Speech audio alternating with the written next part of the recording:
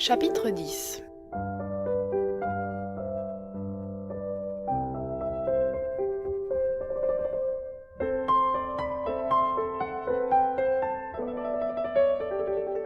L'ange gardien de Maria, comme Emma appelait avec plus d'élégance que de précision M. Willoughby, arriva de bonne heure le matin suivant.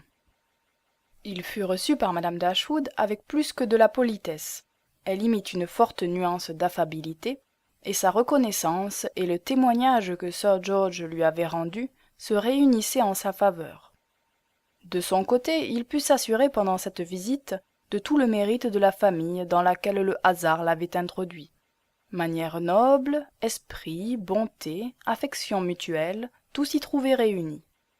Quant à leur charme personnel, il n'avait pas eu besoin d'une seconde visite pour en être convaincu, et c'est ici le moment de tracer en peu de mots le portrait de la mère et de ses trois sœurs. Madame Dashwood avait été charmante, sans être ce qu'on appelle une beauté. C'était une brune, claire, des yeux bruns, ses traits qui n'avaient d'abord rien de remarquable, mais dont chacun avait un attrait particulier, et cet accord qui fait le charme d'une physionomie. La sienne était très mobile, tout ce qui se passait dans son âme s'y peignait à l'instant. Ses yeux étaient pleins d'expression, et son sourire annonçait la bienveillance et la bonté. Sa taille était moyenne et bien prise. À 40 ans, elle avait conservé cet avantage, et elle marchait aussi bien, aussi légèrement que ses filles. En la voyant de loin, on l'aurait prise pour leur sœur, mais de près on s'apercevait que ce visage, agréable encore, était flétri par les impressions vives, et que ses yeux, un peu éteints, avaient versé bien des larmes. Elinor avait les cheveux, les cils, les sourcils de la même teinte que ceux de sa mère, c'est-à-dire châtain-brun, mais elle avait, ainsi que son père, les yeux d'un beau bleu foncé, et son regard était plein de douceur et de sensibilité, une belle peau, peu colorée, sans pâleur, et tous les traits réguliers. Elle était petite, et sa figure, pleine de grâce, était remarquablement jolie, tous ses mouvements étaient doux et moelleux. Maria était beaucoup plus frappante de beauté, quoique ses traits ne fussent pas aussi corrects que ceux de sa sœur, mais sa physionomie était plus animée. Elle était grande, élancée, tous les détails charmants, le port et le mouvement de sa tête avaient quelque chose d'enchanteur. Ses cheveux étaient aussi noirs que ses yeux, dans lesquels brillait une vie, une intelligence telle qu'un seul de ses regards disait toute sa pensée et pénétrait au fond de l'âme. Son teint était assez brun, mais plus coloré que celui d'Elinor, et sa peau unie, transparente, lui donnait un éclat singulier. Son sourire, qui ressemblait à celui de sa mère, avait une expression de finesse et en même temps de bonté qui le rendait irrésistible. Son front, ombragé à demi par ses cheveux et ses sourcils d'ébène, était parfait. Il était impossible de la voir sans s'écrier « Ah, qu'elle est belle, quelle charmante créature !» Emma, à 13 ans à peine, promettait d'être aussi bien jolie à 18. Elle était blonde et très blanche, gaie, vive, légère, naïve, une figure spirituelle et gracieuse. C'était une délicieuse enfant. Telles étaient les 4 femmes au milieu desquelles se trouvait le beau Willoughby.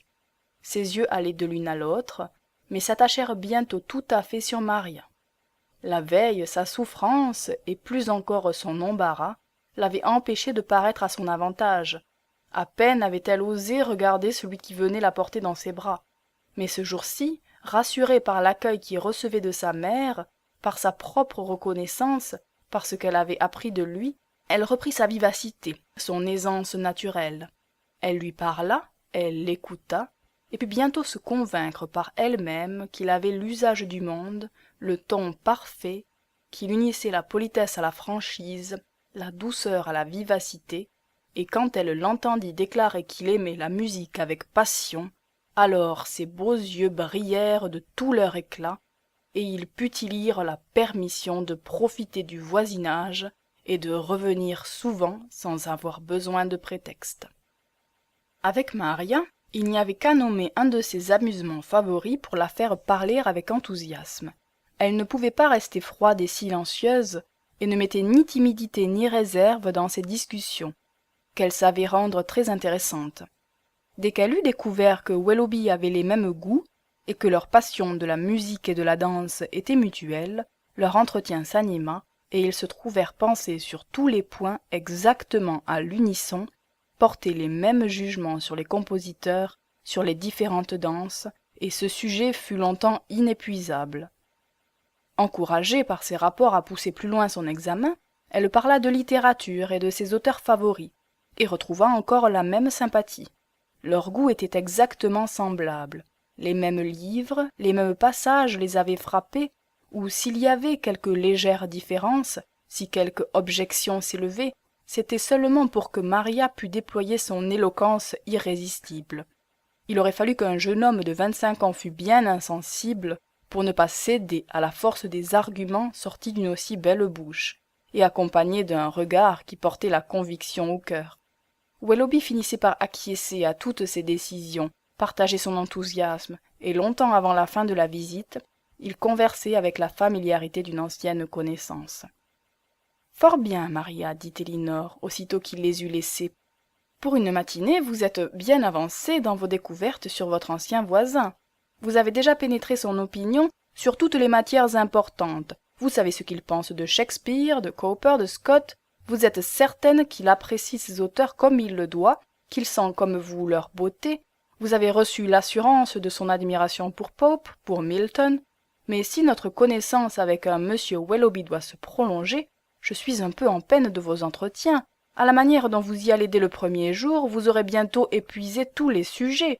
Une visite suffira pour lui faire expliquer ses sentiments sur la peinture, une autre sur l'amour et le mariage, et vous n'aurez plus rien à lui demander. « Elinor, s'écria Maria, êtes-vous sincère, êtes-vous juste? Croyez donc mes idées si bornées? Mais non, j'entends ce que vous voulez dire. Ma grave Elinor, ma raisonnable sœur, trouve que j'ai été trop à mon aise, trop franche, trop heureuse.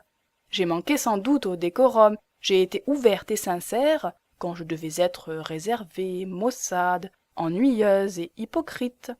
Si je n'avais parlé à monsieur Willoughby que du temps, des chemins, de la vue, et que je n'eusse ouvert la bouche que toutes les 10 minutes, ce reproche m'aurait été épargné. « Mon cher amour, dit madame Dashwood, vous ne devez pas être fâché contre Elinor, c'est un badinage. Je la gronderais moi-même si elle était capable de mal interpréter votre entretien avec votre nouvelle amie. Vous avez été toutes les deux très aimables. » Maria fut adoucie et donna la main à sa mère et à sa sœur. Willoughby, de son côté, éprouva tout le prix qu'il attachait aux bontés de la famille Dashwood en venant les réclamer chaque jour, et souvent 2 fois par jour. Son prétexte fut d'abord de s'informer de l'accident de Maria, mais avant même que son pied fût guéri, il n'avait plus besoin de prétexte, et il était reçu comme un intime ami aurait pu l'être. Maria fut obligée d'être quelques jours sans marcher. Cette contrainte lui eût été insupportable avant sa chute. À présent, elle aurait voulu prolonger son mal, pour ne point sortir et avoir toujours Willoughby à côté d'elle. Chaque jour, chaque instant lui paraissait plus aimable. Beaucoup de connaissances et d'esprit, avec si peu de prétentions, une imagination si vive et si brillante, une répartie si prompte, tant de feu dans ses expressions et de sensibilité dans son cœur, cette exaltation qui colore tous les objets, et joint à tous ces avantages, une figure si belle, si noble, une physionomie à la fois animée et régulière, et un son de voix enchanteur, etc., etc. Voilà ce que Maria trouvait et répétait en allant toujours en crescendo d'éloges. Peut-être son pinceau était un peu trop flatteur, mais il est sûr que ce jeune homme paraissait à tous égards formé pour lui plaire et l'attacher, et remplissait à merveille cette destination. Sa société devint peu à peu absolument nécessaire au bonheur de Maria et à son existence. Ils lisaient, ils parlaient, ils chantaient ensemble. Son talent pour la musique égalait presque celui de Maria, et il déclamait des beaux vers de Cowper, avec cette chaleur, ce sentiment de la belle poésie qui manquait si totalement au pauvre Edward Ferrars. Madame Dashwood, qui ne voyait que par les yeux de sa chère Maria, qui la trouvait parfaite en tout point, aimait celui qu'elle aimait, et qui avait tant de rapport avec elle. La sage Elinor même le trouvait très séduisant, mais ne pouvait s'empêcher de blâmer en lui, ainsi que dans sa sœur, cette franchise excessive, ou plutôt cette imprudence qui leur faisait dire tout ce qu'ils pensaient sur chaque sujet, sans aucune attention aux personnes et aux circonstances. Peu importait à Willoughby de blesser ou de contredire l'opinion des autres, pourvu qu'il flattât celle de l'objet d'une préférence qu'il déclarait éprouver hautement, en n'ayant d'attention que pour Maria, en ne voyant qu'elle seule au milieu du cercle le plus nombreux. Elinor trouvait à cette conduite un manque de délicatesse pour celle qu'il préférait et de politesse pour les autres, qu'elle ne pouvait pas approuver en dépit de tout ce que Maria pouvait dire pour l'excuser. Elle commençait à s'apercevoir, la pauvre Maria, qu'elle avait eu tort à 18 ans de désespérer de trouver un homme qui réalisât ses idées de perfection. Willoughby lui paraissait tout ce que son imagination pouvait créer de plus accompli. C'était sans doute son bon ange qui l'avait amené là au moment de sa chute. La sympathie avait agi sur tous deux au même instant. Avant la création du monde, ils étaient destinés à se rencontrer, à s'aimer, à s'unir pour la vie. Leur mariage était écrit au ciel de tout temps. Ce rapport inouï dans leurs opinions, leurs goûts, leurs sentiments en était la preuve, et toute sa conduite lui assurait qu'il y pensait sérieusement. Madame Dashwood aussi, avant que quelques jours se fussent écoulés, pensa exactement comme sa fille, mais peut-être un peu plus qu'elle aux richesses dont Sir George lui avait parlé, et secrètement elle se félicitait d'avoir obtenu du sort deux gendres tels qu'Edward Ferrars et Willoughby. La préférence du colonel Brandon pour Maria, qui avait été sitôt découverte par ses amis, fut remarquée par Elinor quand tous les autres cessèrent d'y faire attention. On ne remarqua plus que son heureux rival, et Madame Jennings, voyant positivement qu'il n'y avait nul espoir de mariage avec le colonel, l'abandonna complètement, et dit qu'elle s'était trompée pour la première fois de sa vie, que le colonel Brandon ne songeait pas à Maria, qu'il était en effet trop âgé pour elle, que le jeune et charmant Willoughby lui convenait beaucoup mieux, et qu'ils étaient faits l'un pour l'autre. Elinor pensait tout autrement sur le colonel. Elle découvrit seulement alors que son attachement pour Maria n'était que trop réel. Le redoublement de sa tristesse, une émotion pénible qu'il cherchait à cacher, et qui perçait malgré lui quand Maria causait avec Willoughby, tout confirmait à Elinor qu'il était très amoureux et très malheureux. Quel espoir pouvait avoir un homme de 35 ans, sombre et silencieux, opposé à un amant de 10 ans plus jeune et 20 fois plus séduisant? Elle sentait bien que ce dernier convenait mieux à Maria sous tous les rapports, mais elle ne pouvait s'empêcher de plaindre du fond du cœur le colonel, et de désirer qu'il pût retrouver son indifférence, puisque son amour ne pouvait avoir aucun succès. Elle l'aimait, et malgré sa gravité et sa réserve, il lui inspirait un grand intérêt. Ses manières, quoique sérieuses, étaient douces, et cette réserve paraissait plutôt être la suite de quelque peine que la disposition naturelle de son caractère. Sir George avait insinué quelques mots qui justifiaient ses soupçons, qu'il avait été malheureux, et d'après cela il lui inspirait du respect et de la compassion. Peut-être que cette estime et cette tendre pitié s'augmentèrent par la légèreté avec laquelle Maria et Willoughby parlaient de lui, parce qu'il n'était ni jeune ni brillant, il paraissait décidé à ne lui trouver aucun mérite. Le colonel Brandon, disait un jour Willoughby, est précisément de cette espèce d'homme dont chacun dit du bien et que personne ne recherche. On est, dit-on, enchanté de le voir, et on n'a rien à lui dire. « C'est exactement ce que je pense de lui, s'écria Maria. « Ne vous en vantez pas, dit Elinor, car c'est une grande injustice. Il est aimé et hautement estimé par tous les individus de la famille du Park, qui sont charmés de l'avoir chez eux, et moi je ne le vois jamais sans désirer de causer avec lui. » Votre protection, mademoiselle, dit Willoughby, prouve certainement en sa faveur, mais quant à l'estime des habitants du Park, vous me permettrez de la prendre plutôt comme un reproche. Celui qui rechercherait l'approbation de Lady Middleton et de Madame Jennings ne trouverait que l'indifférence de toutes les autres femmes. Mais peut-être, dit Elinor, que votre critique, et celle de Maria, contrebalancerait le suffrage de Lady Middleton et de sa mère. Si leur éloge est une censure, votre censure est peut-être un éloge. Elles ne sont pas plus incapables de discerner le vrai mérite que vous êtes injustes et prévenus. Je ne reconnais pas votre douceur ordinaire à ce reproche, dit Maria. Le désir de défendre votre protégée vous rend un peu méchante avec nous. N'êtes-vous pas bien aise, Maria, que je sache défendre mes amis? Mon protégé, comme vous l'appelez, est à la fois sensible et raisonnable, ce qui a toujours eu un grand attrait pour moi. Oui, Maria, même dans un homme entre 30 et 40. Il a très bien vu le monde, il a voyagé avec fruit, il a lu, il a réfléchi. Je l'ai trouvé très en état de m'instruire sur plusieurs objets, il a toujours répondu à mes questions avec la politesse et la complaisance d'un homme bien né et instruit sans pédanterie. Oui, oui, s'écria Maria légèrement. Il vous a appris que le soleil des grandes Indes était brûlant, que les moustiques y sont insupportables. Il me l'aurait dit, sans doute, si je lui avais demandé. Mes questions n'ont pas eu pour objet ce que je sais déjà. Peut-être, dit Willoughby, qu'il a été en état de vous parler des nababs, des différentes castes, des palanquins, des éléphants, des femmes de toutes les couleurs. C'est un entretien très touchant, très intéressant et très instructif.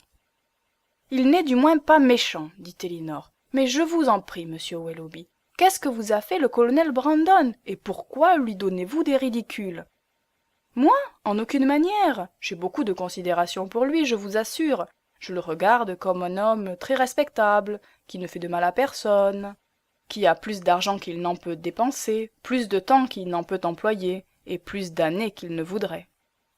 Ajoutez à ce portrait, dit Maria, qu'il n'a ni génie, ni goût, ni esprit, que son imagination n'a rien de brillant, ses sentiments point de chaleur, et sa voix point d'expression. Vous décidez ces imperfections en masse avec tant de vivacité, dit Elinor, que tout ce que je pourrais dire paraîtrait insipide et froid, comme il vous paraît lui-même. Je dirais donc seulement qu'il est bon, sensible, indulgent, que son esprit est assez orné pour n'avoir nul besoin de briller en dépréciant l'esprit des autres, et que son cœur ne le lui permettrait pas. « Ah, Miss Dashwood, s'écria Willoughby, vous en usez mal avec moi, vous tâchez de me désarmer par la raison, mais vous n'y réussirez pas. J'ai 3 grands motifs de haïr le colonel Brandon contre lesquels vous n'avez rien à dire. Il m'a menacé de la pluie, un jour que je désirais le beau temps, il a trouvé des défauts dans mon nouveau carricle, et je n'ai pu le persuader d'acheter ma jument brune. Vous conviendrez que voilà des griefs impardonnables. Je veux bien convenir avec vous, cependant, qu'à tout autre égard son caractère est irréprochable. Mais en faveur de cet aveu, accordez-moi de rire quelquefois un peu en parlant de lui avec mademoiselle Maria.